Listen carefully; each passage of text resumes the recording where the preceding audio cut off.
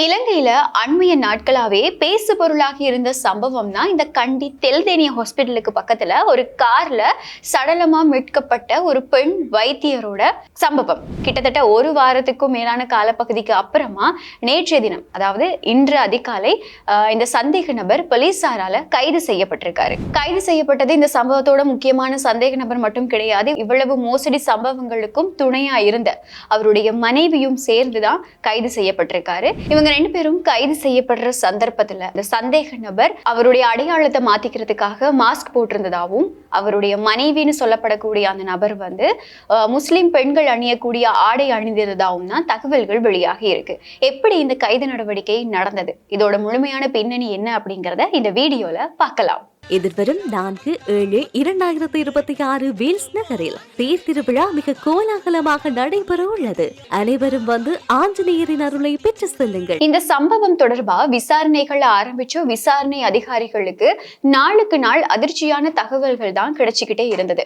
நேற்று வரைக்குமே இது தொடர்பா பல தகவல்கள் வெளியாகி இருந்தது. கிட்டத்தட்ட நாடளாவிய ரீதியில 11க்கும் மேற்பட்ட பெண்கள் கிட்ட இந்த மாதிரி கல்யாணம் பண்ணிக்கிறதா போய் சொல்லி மோசடி செய்த பல சம்பவங்களும் வெளிச்சத்துக்கு வந்திருந்தது. இப்படியான பின்னணியில இப்ப இவரை கைது செய்ததுக்கு அப்புறமாவும் கூட பல தகவல்கள் வெளியாகி இருக்கு. இந்த சந்தேக நபர் உயிரிழந்த இந்த பெண் வைத்தியர்கிட்ட தன்னோட பெயர் தினித் திசாநாயக்க அப்படின்னும், அவர் ஒரு சாஃப்ட்வேர் இன்ஜினியர் அப்படின்னும் தான் அடையாளப்படுத்தி இருக்காரு. ஆனா இவருடைய தேசிய அடையாள அட்டையோட அடிப்படையில ஜெயசுந்தர முதியான் சேலாகே சம்பிக்க ஸ்ரீயன் ஜெயசுந்தர அப்படிங்கிற பெயர் தான் பொறிக்கப்பட்டிருக்கு. அது மட்டும் இல்லாம இவர் நாரமல பகுதியை சேர்ந்தவர் அப்படின்னும் குறிப்பிடப்பட்டிருக்கு.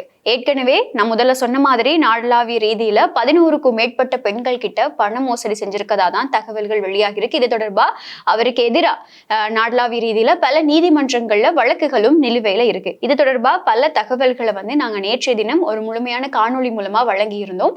அதனால இப்போ இன்னைக்கு கிடைச்சிருக்கக்கூடிய தகவல்கள் தான் இந்த வீடியோல நாங்க பேச போறோம்.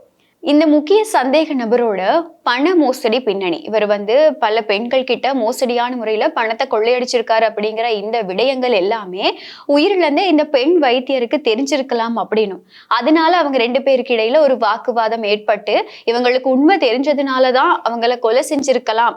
அதனாலதான் அவங்கள ஒரு கார்ல கூட்டிட்டு ஒரு ஹாஸ்பிட்டலுக்கு பக்கத்துல விட்டுட்டு அவர் தப்பிச்சு போயிருக்கலாம் அப்படின்னு சொல்லி இப்போ வரைக்கும் போலீசார் சந்தேகம் வெளியிட்டு இருக்காங்க. ஆனா கைது இப்பதான் நடந்திருக்கு அப்படிங்கிறதுனால இது தொடர்பா வேற எந்த தகவல்களும் வெளியாகல. இனி வரும் நாட்கள்ல வரக்கூடிய விசாரணைகள் மூலமா பல தகவல்கள் வெளியாகும் அப்படின்னும் எதிர்பார்க்கப்படுது. இந்த கொலையை செஞ்சுட்டு இந்த சந்தேக நபர் தன்னோட மனைவி மற்றும் அவருடைய 3 பிள்ளைகள் இருக்கு அப்படின்னு சொல்லி முதல்ல தகவல்கள் வெளியாகி இருந்தது.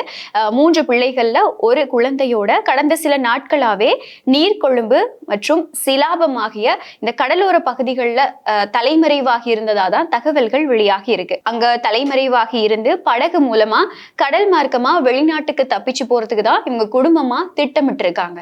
இதுக்கப்புறமா நேற்றைய தினம் கொழும்பு வெள்ளவத்தையில இருந்து யாழ்ப்பாணம் சாவகச்சேரி நோக்கி பயணிக்கிற ஒரு சொகுசு பஸ்ல இவங்க 2 பேரும் அந்த சிறு குழந்தையோட ஏறி இருக்கதா தகவல்கள், அதாவது ரகசிய தகவல் வலான மத்திய ஊழல் தடுப்பு அதிரடிப்படையோட பணிப்பாளர் ரொஹான் ஓலுகலவுக்கு கிடைக்குது. ரொஹான் ஓலுகல அப்படிங்கிற இந்த பணிப்பாளர் பத்தி எங்க எல்லாருக்குமே நல்லாவே தெரியும். இங்க இருந்து வெளிநாடுகள்ல பதுங்கி இருந்த மிக முக்கியமான பாதாள உலக குழு உறுப்பினர்கள் இஷாரா செவ்வந்தி உள்ளிட்ட குழுவினர் இவங்க எல்லாரையும் அங்க போய் அவங்க தலைமறைவாக இருந்த இடத்தை கண்டுபிடிச்சு அவங்கள மறுபடியும் நாட்டுக்கு கூட்டிக்கிட்டு அந்த மிக முக்கியமான நடவடிக்கையில பிரதான ஒரு அதிகாரியா இருந்த ஒரு நபர் தான் இந்த ரொஹான் ஓலுகல அப்படிங்கிற நபர். அந்த அதிகாரி அவர் தான் இந்த கைது நடவடிக்கையிலையும் முதன்மை வகிச்சிருக்காரு அப்படிங்கிற ஒரு தகவலும் இப்போ வெளியாகி இருக்கு. இப்போ இந்த ரகசிய தகவல் கிடைக்கப்பட்டதுக்கு அப்புறமா யாழ்ப்பாணம் குற்றப்புலனாய்வு பிரிவு அதிகாரிகளும் வலான ஊழல் தடுப்பு பிரிவு அதிகாரிகளும் இணைஞ்சு இன்றைய தினம் அதிகாலையில யாழ்ப்பாண எல்லையில வைத்து இந்த சொகுசு பஸ்ஸை அதிரடியா வழிமறிக்கிறாங்க. வழிமறிச்சு இந்த பஸ்ஸுக்குள்ள சோதனை நடவடிக்கையை மேற்கொள்ளும் போதுதான் இந்த முக்கிய சந்தேக நபரும் அவருடைய மனைவியும் ஒரு சிறு குழந்தையும் இருக்கதை கண்டுபிடிச்சிருக்காங்க. இவங்க 2 பேரையும் அந்த இடத்துல வச்சு போலீசார் கைது செஞ்சிருக்காங்க. தங்களோட அடையாளம் வெளியில தெரியாம இருக்கணும் அப்படிங்கிறதுக்காக இந்த கொலையை செஞ்சதா சந்தேகிக்கப்படக்கூடிய மிக முக்கியமான சந்தேக நபர், சாஃப்ட்வேர் இன்ஜினியர் அப்படின்னு சொல்லப்படக்கூடிய இந்த நபர் மாஸ்க் போட்டு அவருடைய முகத்தை மறைச்சிக்கிட்டு இருந்ததாகவும், அவருடைய மனைவின்னு சொல்லப்படக்கூடிய அந்த நபர் முஸ்லிம் பெண்கள் அணிந்திருக்கக்கூடிய அந்த ஆடையை அணிந்திருந்ததாகவும் தான் தகவல்கள் வெளியாகி இருக்கு. அதாவது அவங்களை யாருமே ஐடென்டிஃபை பண்ணிக்க கூடாது அப்படிங்கிறதுக்காக தான் அவங்க இந்த மாதிரி மாறுவேடத்துல இருந்திருக்காங்க இருக்காங்க அப்படின்னும் போலீசார் இப்போ தகவல் வெளியிட்டு இருக்காங்க. கைது செய்யப்பட்டதுக்கு அப்புறமா இந்த சந்தேக நபர் போலீசார் கிட்ட ஒரு விஷயத்த சொல்லியிருக்காரு. என்ன அப்படின்னா, நான் வவுனியால இருந்து குருநாகலுக்கு போயிட்டு அங்க இருக்க என்னுடைய மற்ற 2 பிள்ளைகளையும் பார்த்துட்டு நானே போலீசார் கிட்ட சரணடைகிற திட்டத்துல தான் இருந்தேன், அப்படி ஒரு ஐடியால தான் இருந்தேன் அப்படின்னு சொல்லி இந்த சந்தேக நபர் போலீசார் கிட்ட ஒரு தகவலையும் வழங்கியிருக்காரு. ஆனா கடல் வழியா தப்பிக்க முயற்சி செஞ்சதுதான் இவங்க போட்டிருந்த திட்டம் அப்படின்னு போலீசார் இப்போ தெரிவிச்சிருக்காங்க. இந்த கைது நடவடிக்கைக்கு அப்புறமா இவங்க 2 பேரும் மேலதிக விசாரணைகளுக்காக நுவரெலியா போலீசார் கிட்ட ஒப்படைக்கப்பட்டிருக்காங்க. இனி வரக்கூடிய நாட்கள்ல இவங்க கிட்ட மேற்கொள்ளப்படக்கூடிய இந்த விசாரணைகள்ல இன்னும் பல தகவல்கள் வெளியாகலாம் அப்படின்னு சொல்லி எதிர்பார்க்கப்படுது. கார்ல சடலமா மீட்கப்பட்ட பெண் வைத்தியர் கொலை செய்யப்பட்டாரா, அப்படி இல்லைன்னா வேற ஏதாவது சம்பவம் அந்த இடத்துல நடந்திருக்கா அப்படின்னு பல தகவல்கள் இனி வரும் நாட்கள்ல வெளியாகும் அப்படின்னு எதிர்பார்க்கலாம். சோ பொறுத்திருந்து பார்க்கலாம் இனி வரக்கூடிய நாட்கள்ல இந்த விசாரணையோட அடுத்த கட்டம் எப்படி இருக்க போகுது அப்படிங்கறது தொடர்பா, இந்த சம்பவம் தொடர்பா, இந்த கைது நடவடிக்கை தொடர்பா நீங்க என்ன நினைக்கிறீங்க அப்படிங்கறத கமெண்ட்ல சொல்ல மறக்காதீங்க. மறுபடியும் இன்னொரு வீடியோல சந்திக்கலாம்.